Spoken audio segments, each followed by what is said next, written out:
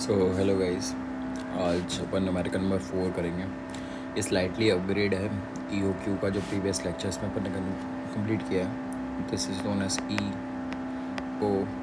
EOEQP या फिर EPQ model. ठीक है, बस ज़रा सा अपग्रेड है और कुछ नहीं है। रेस्ट सब सेम है। अब हम लोग पहले क्वेश्चन पढ़ेंगे। Uses 48,000 rubber wheels per year, यानी कि एनुअल डिमांड दिया हुआ है। Annual demand will be equal to what? 48,000.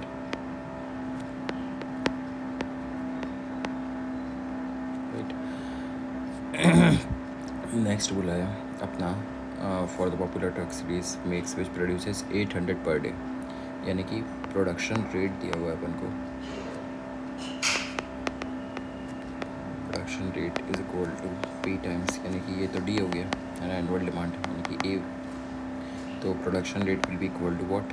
800 per day दिया हुआ है। ठीक है। The toy truck assembled over uniformly over days, carrying cost दिया हुआ है।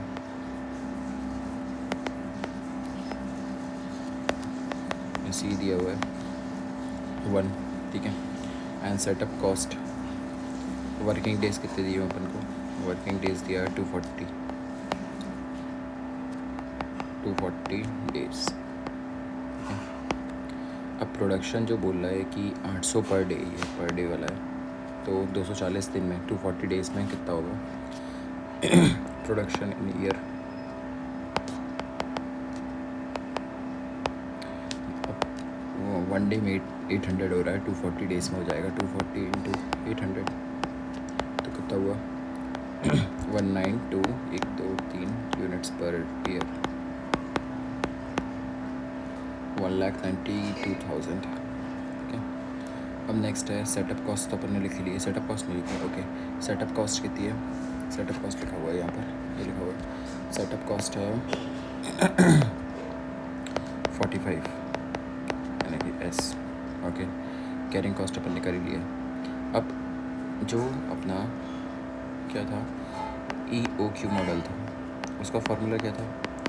√2AO/C।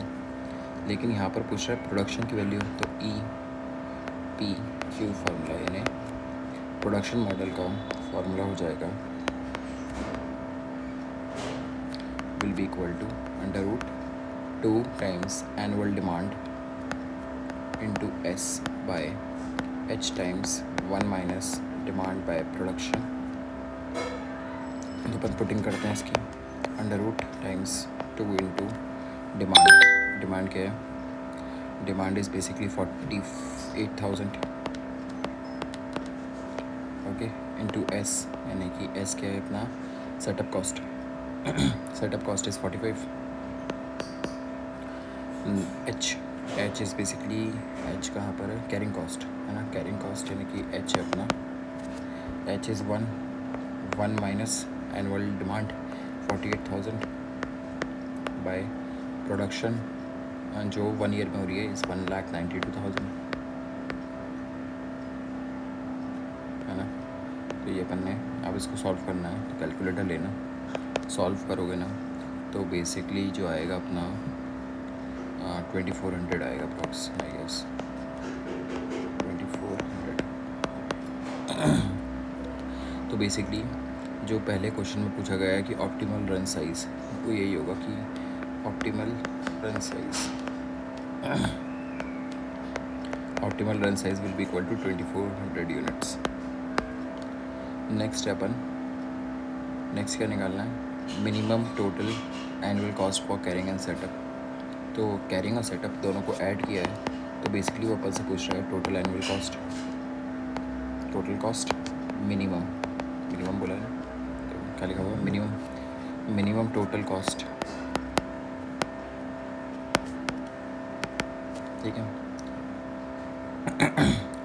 अब टोटल कॉस्ट निकालने के लिए minimum total cost which is sum of setup cost plus the carrying cost, है ना। तो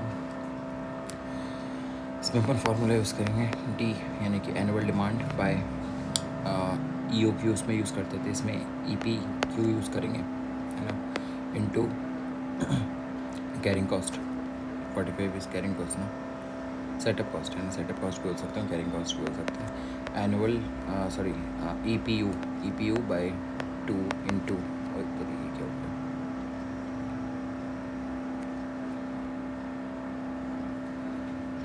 Q by 2 into H into 1 minus D by P. ठीक है, तो अब निकालते हैं। Annual demand is 48,000 by Q यानी 2400 इंटू एस की वैल्यू क्या दिया है, एस की वैल्यू दी है 45 डाल दिया, प्लस Q क्या है, Q is 2400 divided by 2 into H क्या दिया है, एच दिया हुआ है 1 कैरिंग कॉस्ट,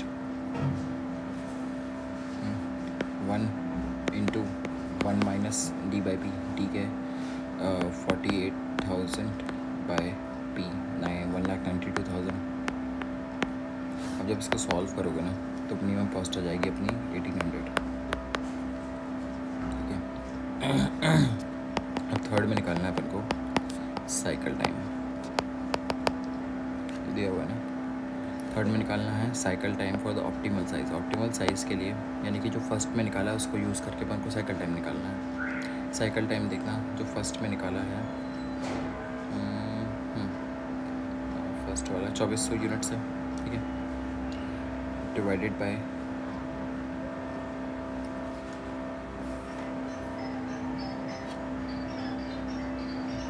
ओके, तो सो बेसिकली क्या करेंगे, इसको पेज ऐड करो यार। ठीक है, तो कैरिंग साइकिल टाइम निकालने के लिए जो अपना ई ओ क्यू आया था, ई पी क्यू आया था, डिवाइडेड बाय पी कर देंगे प्रोडक्शन, यानी कि आया था 2400 डिवाइडेड बाय पी। पी क्या है, P P P P P production rate है 800, तो ये आ जाएगा 3 डेज साइकिल टाइम। ठीक है, अच्छा साइकिल टाइम, अच्छा रन टाइम निकाला है, सॉरी ये तो मैंने, ये रन टाइम है। साइकिल टाइम निकालते हैं अपन लोग इसका, लेट्स गो। ओके, तो ये फोर्थ वाला हो गया, अब थर्ड वाला देखते हैं अपन लोग साइकिल टाइम।